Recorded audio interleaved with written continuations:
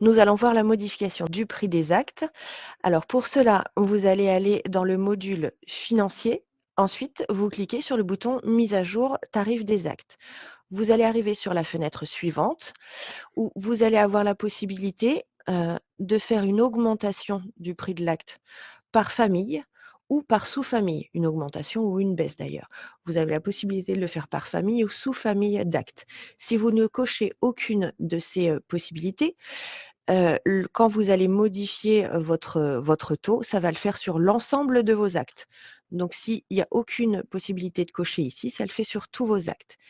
Il vous suffit de cliquer sur hausse ou baisse, si vous voulez procéder à une hausse ou une baisse du tarif de vos actes.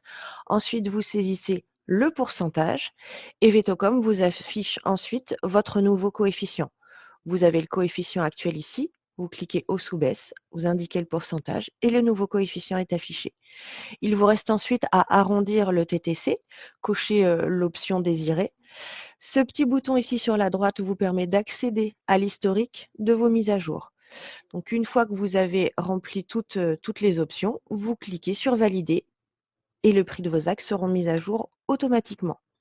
On a deux petits boutons en dessous, je vous explique sur la slide suivante à quoi ça correspond. Donc, c'est bien précisé que ça concerne les tarifs dégressifs. Vous avez cette possibilité-là, pardon, sur la fiche de vos actes. Quand vous le facturez plusieurs fois, vous pouvez proposer un tarif dégressif à vos clients. Donc, ce bouton va vous permettre d'afficher tout simplement les tarifs dégressifs des actes.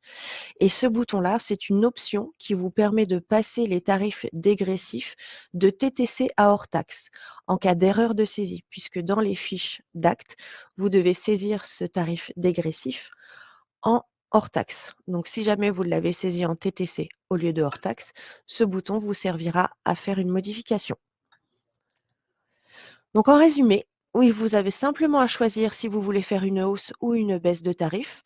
Vous saisissez votre pourcentage et rappelez-vous que vous avez la possibilité de modifier le prix des actes par famille ou sous-famille.